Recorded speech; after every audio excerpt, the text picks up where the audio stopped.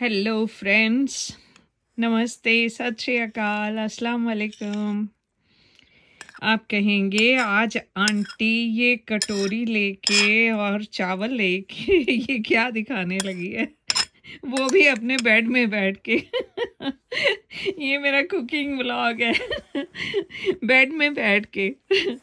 तो आप सबसे एक सवाल है, ये जो डिश है ना, ये कोई 60 साल पहले की बात है, जब मेरे अब्बू को मैंने देखा करती थी। मेरे फादर, उनको मैं देखा करती थी। मेरे डैडी, उनको डैडी बोलते थे हम लोग। तो वो ये खाते थे। पहले तो आप मुझे बताएं कि क्या आप देख के पहचान सकते हैं कि ये क्या है? शायद आपको लगेगा दाल चावल है, या आप सोचेंगे मीठे चावल हैं। तो मैं आपको बताती हूँ इसकी स्टोरी। मेरे मम्मी और मेरे डैडी दोनों का बर्थ पाकिस्तान का था, और पाकिस्तान का भी एरिया पंजाब का एरिया जो था। मम्मी मेरे वो तो कोयटा में पैदा हुए थे, लेकिन बाद में लाहौर शिफ्ट हो गए थे। तो लाहौर भी सारा अपना पंजाबियों का जगह है। तो खाना सेम सबका, जैसे पंजाब वालों का और वो, लेकिन मेरे डैडी पक्के पंजाबी जट जिनको बोलते हैं ना, वो थे। तो उसके बाद वो लोग पार्टीशन के बाद इंडिया आ गए, लेकिन अपनी हैबिट्स तो वो ही रहती हैं। अब मैं इंडिया छोड़ के कोई 50 साल पहले मैं यूके आ गई हूँ, और उसके बाद अमेरिका भी गई, फिर यूके आ गई वापस। तो आते तो मेरी भी वही है जो घर में थी। तो मेरे फादर, बचपन में मैं उनको देखती थी। फिर बाद में क्योंकि मैं भी स्टडी के लिए हॉस्टल में थी और कभी कभी घर आना, तो इतना नहीं देखा, इसलिए बार बार कह रही हूँ कि बचपन में। आज अचानक से मुझे मेरे फादर की ये चीज़ याद आ गई, और मैंने कभी इसका अपने बच्चों से भी ज़िक्र नहीं किया।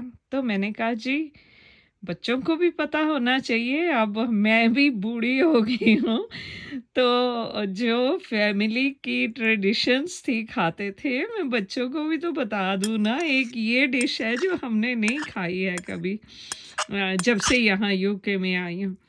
तो आज मेरी बेटी ने बनाए हुए थे चावल बॉयल करके, ऐसे ही एग्जैक्ट जैसे मेरे मम्मी भी बनाते थे। चावल बॉयल किए, उसके साथ आप चाहे राजमा खा लो, आप छोले खा लो, आलू मटर खा लो, कुछ भी वैसे ही होता था कि दाल भी खा लो। और कभी कभार घर में गोश्त भी बनता था, तो खाते थे सब लोग, ठीक है। लेकिन मेरे फादर की एक हैबिट थी कि खाना खाने के बाद थोड़े से चावलों के ऊपर गरम घी एकदम पिघला के उसको चावलों के ऊपर डालना, और उसके ऊपर शक्कर डालनी, जो गुड़ की शक्कर होती है वो डालनी, और उसको खाना। आज अचानक से मैं गई थी अपना माइक्रोवेव में दूध गर्म करने, लेकिन जो चावल बने हुए थे उनको फ्रिज में रखना था, तो मुझे अचानक से ये रेसिपी याद आ गई। मैंने कहा आज तो मुझे खानी पड़ेगी, इतने साल हो गए हैं, बचपन में खाई थी, अब याद नहीं है। तो मैंने कहा मैं खाती हूँ और आप सबके साथ शेयर करती हूँ। मैंने चावल के ऊपर 1 चम्मच घी डाला, घर का बना हुआ, और उसको माइक्रोवेव में रखा, गरम कर लिया। उसके बाद उसके ऊपर शक्कर डाली और मिक्स कर लिया, और अभी मैं खाने लगी हूँ। वाह, क्या टेस्ट है! लेकिन वो टेस्ट नहीं है जो बचपन का था, क्योंकि तब घी भी बहुत ज़्यादा डालते थे और शक्कर भी बहुत ज़्यादा डालते थे। मैंने दोनों को थोड़ा-सा अपना हाथ रोक के डाला है, इतना ज़्यादा नहीं डाला। अ, क्योंकि अब इस उम्र में मोटापा होना अच्छी बात नहीं है। शुक्र है ऊपर वाले का, कोई भी ऐसी-वैसी बीमारी नहीं है जिसमें रोक-टोक हो कि ये नहीं खा सकते, वो नहीं खा सकते। तो सब खा सकते हैं, लेकिन फिर भी अपने आप को कंट्रोल करना चाहिए। ज़रूरी नहीं डॉक्टर कहें तभी कंट्रोल करो, खुद से भी कंट्रोल करना चाहिए।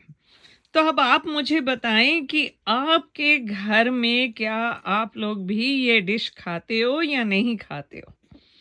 अगर नहीं खाते हो ना, तो सच्ची में खानी शुरू कर दो और अपने बच्चों को तो ज़रूर खिलाओ।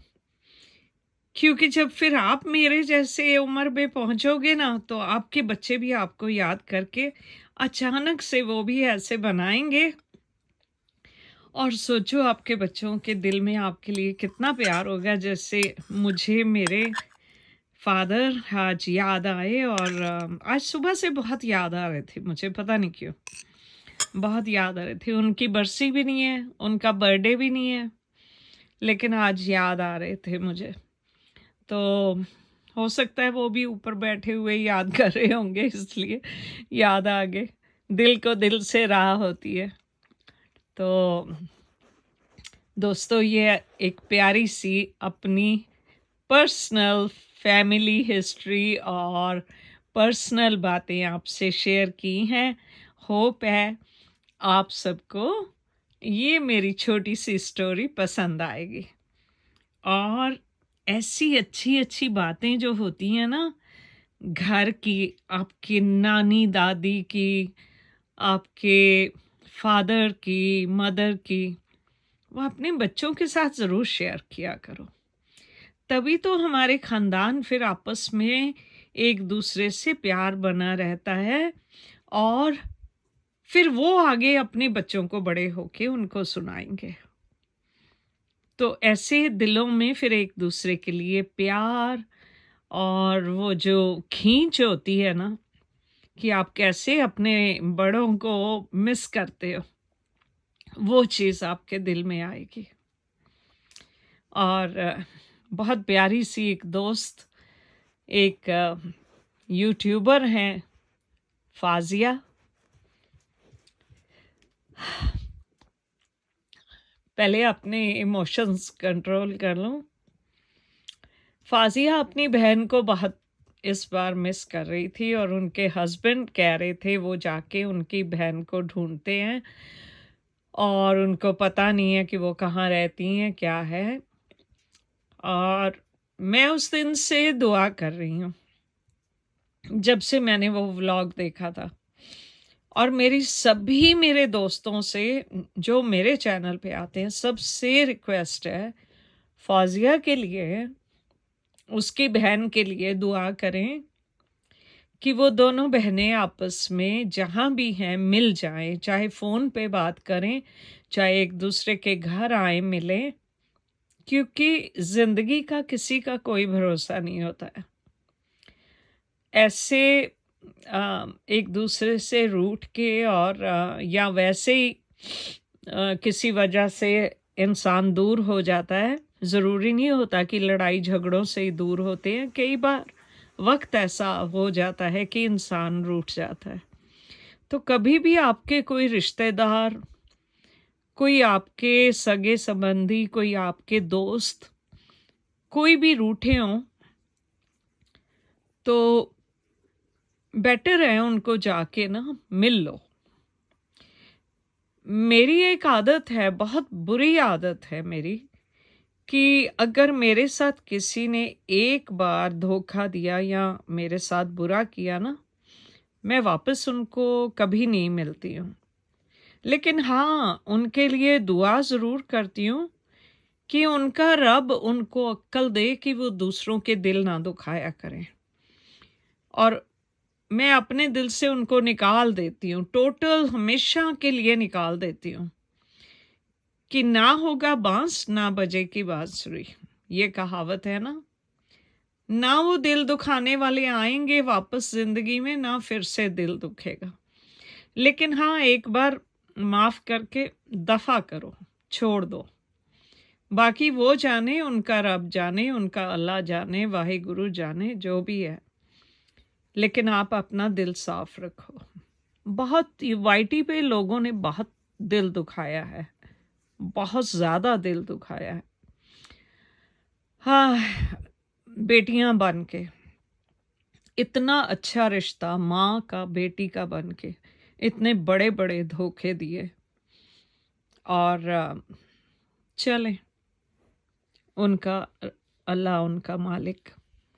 मैं फिर भी जो काम मैं करती हूँ वाईटी पे, नॉट कि अपने चैनल का, दूसरे भी जो काम हैं वो मैं कभी भी करने से पीछे नहीं हटती हूँ। और उसके लिए मैं अपने ऊपर वाले का बहुत शुक्र करती हूँ कि उन्होंने मुझे ये इतनी हिम्मत दी हुई है कि जो मैंने अपने दिल में अपने रब से जो प्रॉमिस किया हुआ है वो मैं हमेशा पूरा कर सकती हूँ। तो करूँगी ये भी शेयर आपसे। पहले की वीडियोस आपने देखी हुई हैं, आपको पता है मैं किस बारे में बात कर रही हूँ। तो फिर भी आपसे शेयर करूँगी कि अब कैसे चल रहा है मेरा काम, क्या कर रही हूँ मैं आजकल। सो खुश रहो दोस्तों, और जहाँ कहीं मौका मिले किसी ज़रूरतमंद के साथ खड़े होने का, लेकिन उनको परख लें वो इंसान झूठ बोल के आपको लूट रहा है या वाकई में वो ज़रूरतमंद है। कोई ज़रूरतमंद हो तो ज़रूर उनके लिए खड़े हों, जो कर सकते हैं वो ज़रूर करें, लेकिन मेरी तरह धोखा नहीं खाना। बहुत दिल दुखा है। इतना मुझे अपनी बीमारी का अफसोस नहीं हुआ जितना इस औरत की बेईमानी का, धोखे का मुझे दुख हुआ है। तो उनका अल्लाह मालिक। तो बहुत शुक्रिया दोस्तों, लेकिन अपने बच्चों को प्यार करना सिखाएं, अपने बच्चों से बहुत प्यार करें और उनको अच्छी राह पे चलने की कहते हैं आदत डालो, और बुराई से उनको बचा के रखो।